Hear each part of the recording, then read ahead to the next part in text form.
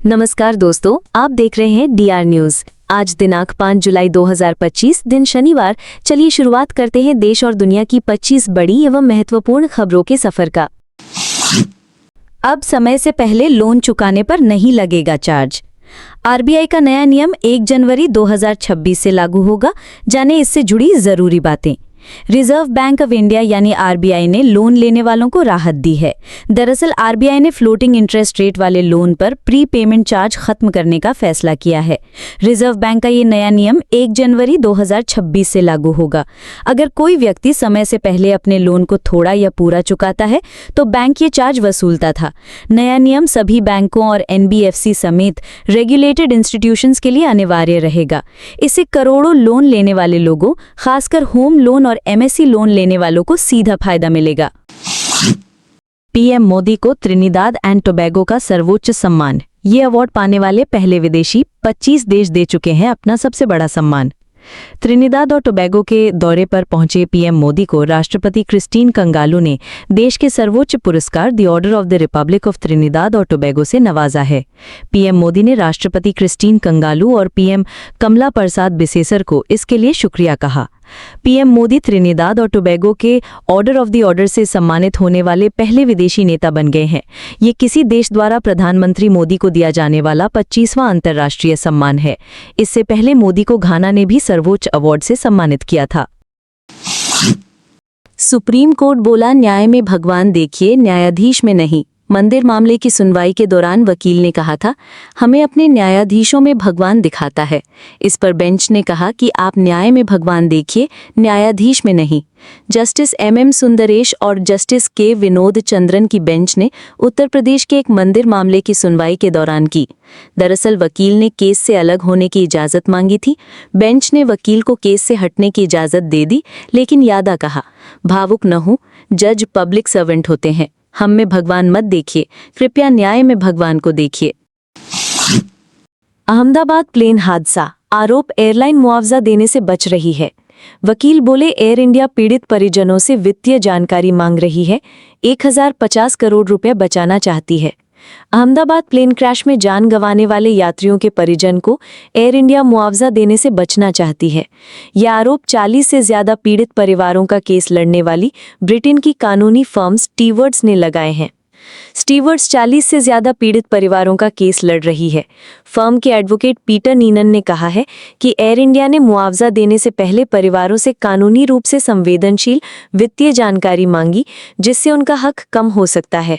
उधर air India ने आरोपों को नकार दिया है। नीनन ने कहा कि एयर इंडिया पीड़ित परिवारों के साथ अनैतिक और अपमानजनक व्यवहार कर रही है। एयर इंडिया इस तरह से व्यवहार कर लगभग 1050 करोड़ रुपए बचाने की कोशिश कर सकती है। उन्होंने मामले की जांच की मांग भी की है। वहीं उन्होंने अपने क्लाइंट्स को सलाह दी है कि वे फॉर्म न भरें और मुआवजा पाने के लिए कानूनी रास्ता अपनाएं। कोलकाता गैंगरेप केस, पुलिस आरोपियों को लॉ कॉलेज ले गई। 4 घंटे सीन रिक्रिएट किया।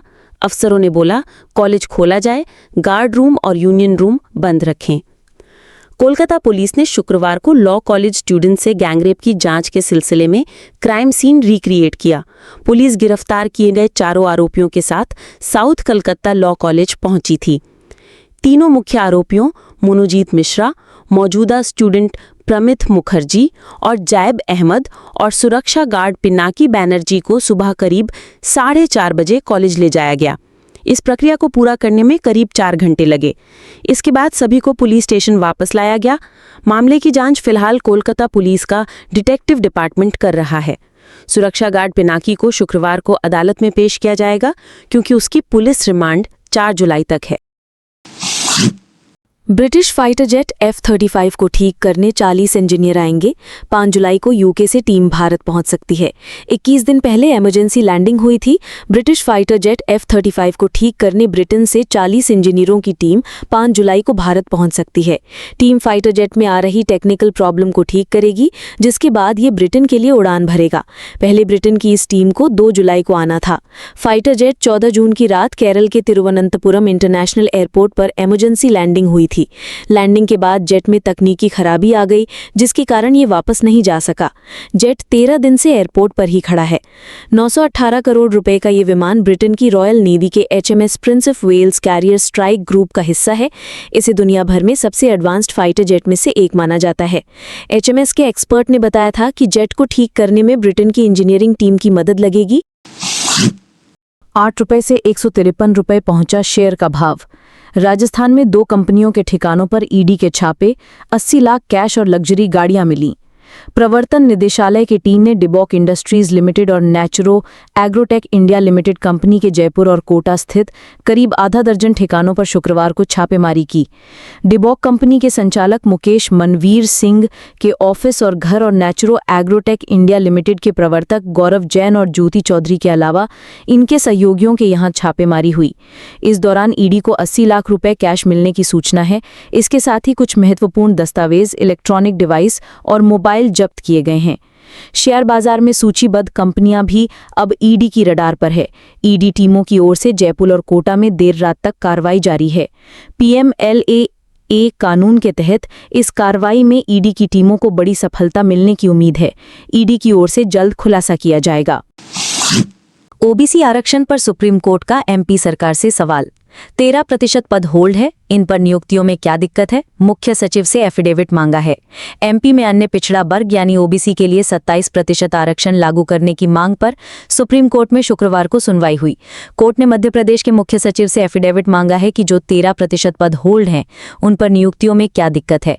सरकार ने साल 2019 में OBC को 27% आरक्षण देने के लिए एक्ट पास किया गया था, लेकिन अमल में नहीं आ पाया। कोर्ट नंबर 12 में जस्टिस PS नरसिन्हा और जस्टिस R महादेवन की बेंच ने सुनवाई की। ये केस सीरियल नंबर 35 पर लगा था। याचिकाकर्ता OBC महासभा की ओर से एक बार फिर से मकर की 51% OBC होने की दलील दी गई। मामले में मध्य प्रदेश हाईकोर्ट से ट्रांसफर होकर करीब 70 याचिकाएं सुप्रीम कोर्ट में पहुंची हैं। उन्हीं पर आगे सुनवाई होगी। तत्काल आरक्षण देने संबंधी इस याचिका में अभी कोई राहत नहीं मिली है।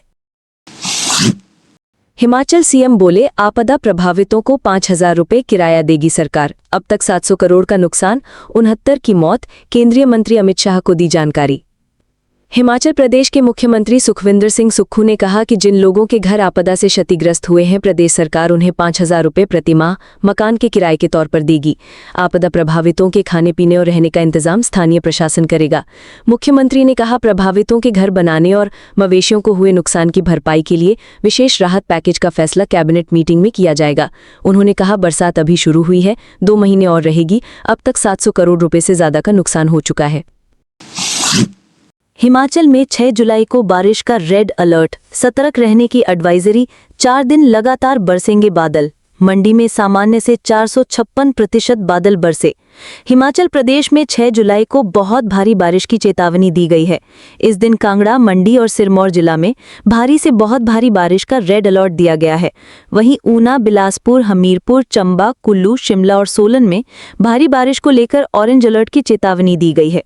अगले कल भी कांगड़ा और मंडी जिला में ऑरेंज अलर्ट दिया गया है। चंबा, शिमला, कुल्लू और सिरमौर में येलो अलर्ट है। 7 जुलाई को 10 जिलों में ऑरेंज अलर्ट है। ये चेतावनी किन्नौर और लाहौल स्पीति को छोड़कर अन्य सभी जिलों के लिए दी गई है। 8 जुलाई को ऊना, बिलासपुर, मंडी, शिमला और सिरमौर जिला में भारी बारिश की चेतावनी है। मौसम विभाग के अनुसार प्रदेश में कल से अगले 4 दिन भारी बारिश होगी। इसे देखते हुए सभी को सावधानी बरतने की सलाह दी गई है। इस दौरान नदी नालों व लैंडस्लाइड क्षेत्रों में नहीं जाने, अनावश्यक यात्रा टालने की सलाह दी गई है। मोहाली में 8 जुलाई को लॉन्च होगी केजरीवाल मॉडल किताब। जैस्मीन शाह ने लिखी है। दिल्ली के शिक्षा स्वास्थ्य सुधारों को बताया देश के लिए मिसाल। केजरीवाल मॉडल नाम की एक किताब 8 जुलाई 2025 को मोहाली के कलकत में लॉन्च होने वाली है। इसे आप नेता और नीति विशेषज्ञ जैस्मीन शाह ने लिखा है।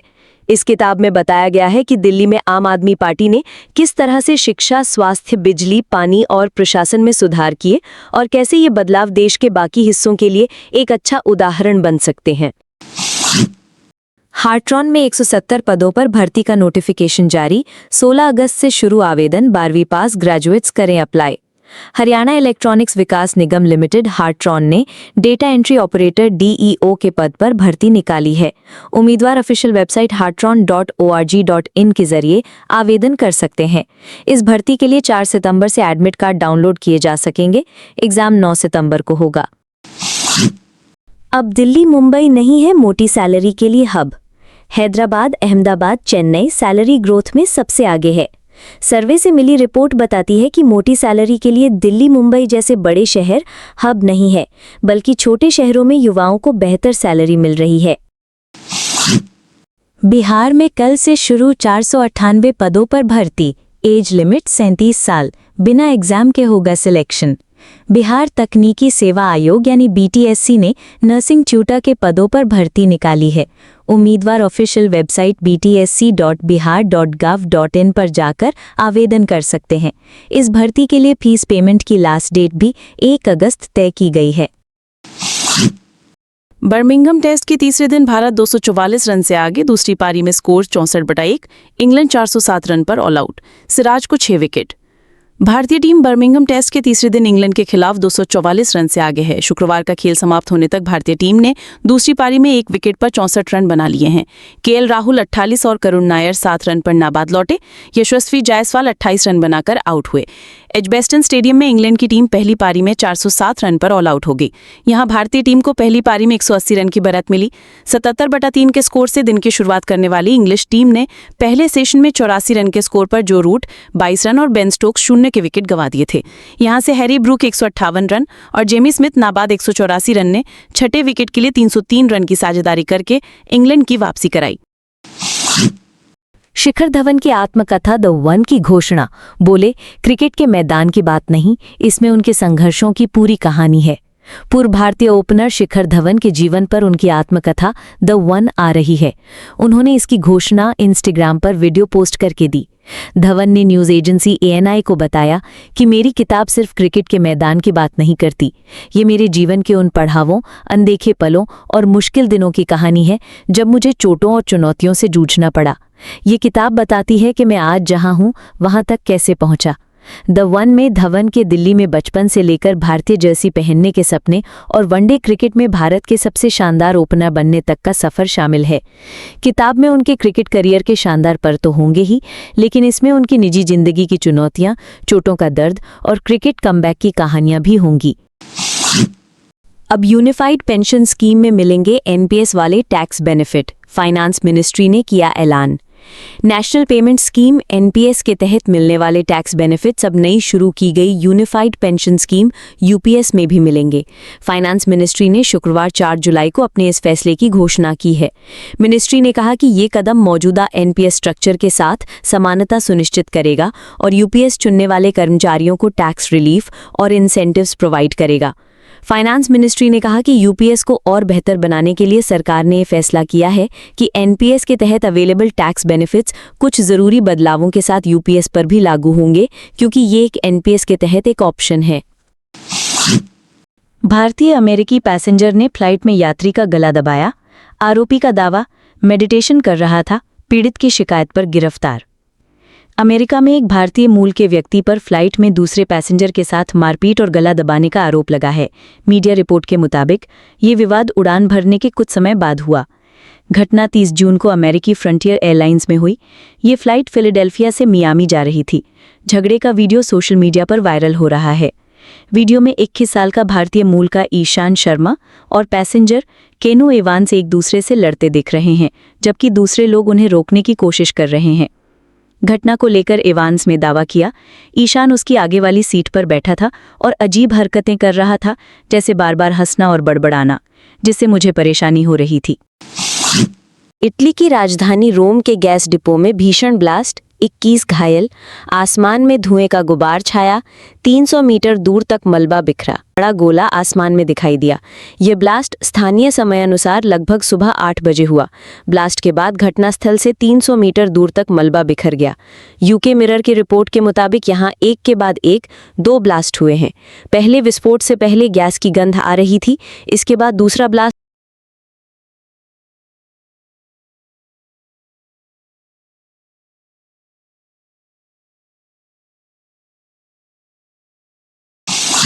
रूस ने अफगानिस्तान में तालिबान सरकार को मान्यता दी। ऐसा करने वाला दुनिया का पहला देश। तालिबान ने फैसले को बहादुरी भरा बताया। अफगानिस्तान में तालिबान की सत्ता को रूस ने आधिकारिक मान्यता दे दी है। ऐसा करने वाला रूस दुनिया का पहला देश बन गया है।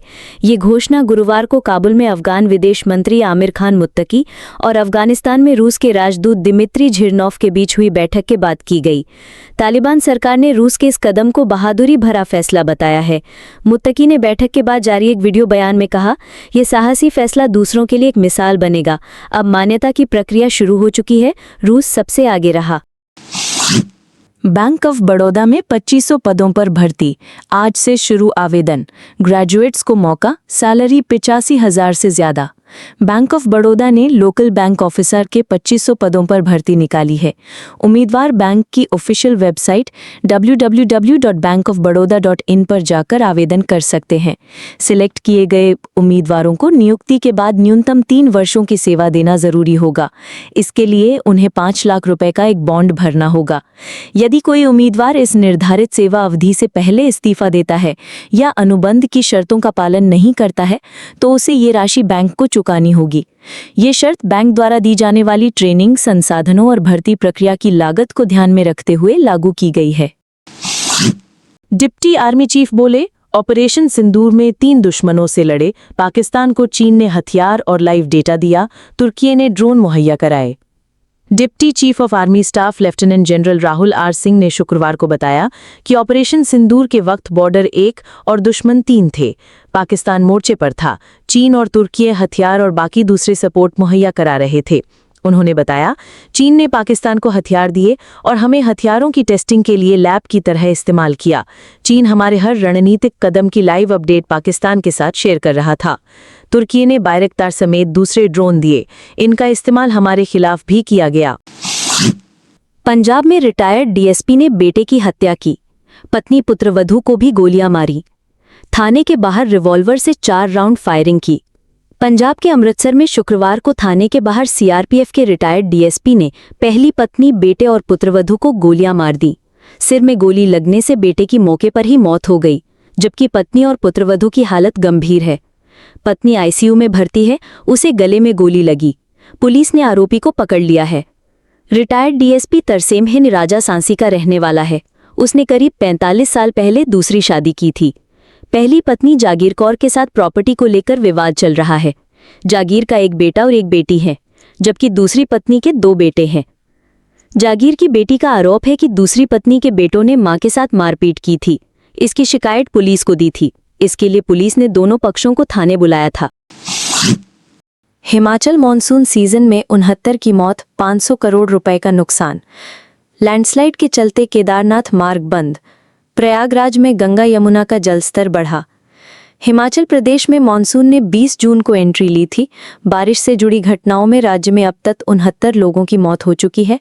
इनमें 26 मौतें एक्सीडेंट के कारण हुई। एक दिन पहले 6 लोगों की जान गई थी। बीते 15 दिन में राज्य को लगभग 500 करोड़ रुपए का नुकसान हो चुका है। उत्तराखंड के रुद्रप्रयाग में लगातार बारिश के कारण अलकनंदा उफान पर है। इसके किनारे बने घर डूब गए हैं। वहीं केदारनाथ यात्रा के पड़ाव गौरीकुंड में लैंडस्लाइड के बाद रूट ब्लॉक हो गया है। बद्रीनाथ हाईवे पर नंदप्रयाग और भनेर पानी के पास लैंडस्लाइड से रास्ता बंद हो गया था, उसे अब खोल दिया गया है। उत्तर प्रदेश के प्रयागराज में गंगा और यमुना नदियों का जलस्तर तेजी से बढ़ने से बाढ़ का खतरा बढ़ने लगा है। इसको लेकर प्रशासन की ओर से अलर्ट जारी किया गया है। वहीं मध्य प्रदेश में बारिश का स्ट्रॉन्ग सिस्टम एक्टिव है। इस वजह से कई जिलों में बाढ़ जैसे हालात हैं। ओडिशा में भी बारिश का स्ट्रॉन्ग सिस्टम एक्टिव है। बालासोर जिले में बाढ़ से हालात गंभीर बने हुए हैं। यहाँ सुवर्णरेखा नदी में आई बाढ़ के कारण 35 गांव अभी भी पानी में डूबे हुए हैं और बाकी इलाकों से कटे हुए हैं। मौसम विभाग का कहना है कि मॉनसून इस वक्त पूरी तरह एक्टिव मोड में है, इसलिए महाराष्ट्र, राजस्थान समेत 13 राज्यों में भारी बारिश की चेतावनी जारी की गई है। डीजीसीए ने मार्च में एयर इंडिया एक्सप्रेस को फटकार दिया था। एयरलाइन ने फर्जी A320 के इंजन कंपोनेंट्स नहीं बदले थे और फर्जी रिपोर्ट बनाई थी। विमानन नियामक नागरिक उड्डयन महानिदेशक यानी कि डीजीसीए ने मार्च 2025 में एयर इंडिया एक्सप्रेस को फटकार लगाई थी, क्योंकि एयरलाइन ने यूरोपीय यूनियन की एविएशन सेफ्टी सिक्योरिटी अथॉरिटी के निर्देश पर भी एयरबस A320 के इंजन कंपोनेंट्स समय पर नहीं बदले थे और रिकॉर्ड में हेराफेरी की। समाचार एजेंसी रॉयटर्स के मुताबिक डीजीसीए ने डॉक्यूमेंट में एयरलाइन से कहा था कि डीजीसीए की निगरानी से पता चला है कि एयरबस A320 के इंजन के पार्ट्स का मॉडिफिकेशन तय समय पर नहीं किया। काम समय पर पूरा दिखाने के लिए AMOS रिकॉर्ड बदला गया, फर्जी कागज बनाए गए। रॉयटर्स के मुताबिक एयरलाइन ने अपनी गलती मानी, कार्यशैली में सुधार करने और एहतियाती उपाय अपनाने की बात भी कही थी। कंपनी ने कहा था कि हमारी टेक्निकल टीम अपने मॉनिटरिंग सॉफ्टवेयर पर रिकॉर्ड के माइग्रेशन के कारण पार्ट्स रिप्लेसमेंट के लिए तय तारीख से चूक गई थी। समस्या का पता चलते ही इसे ठीक किया गया था।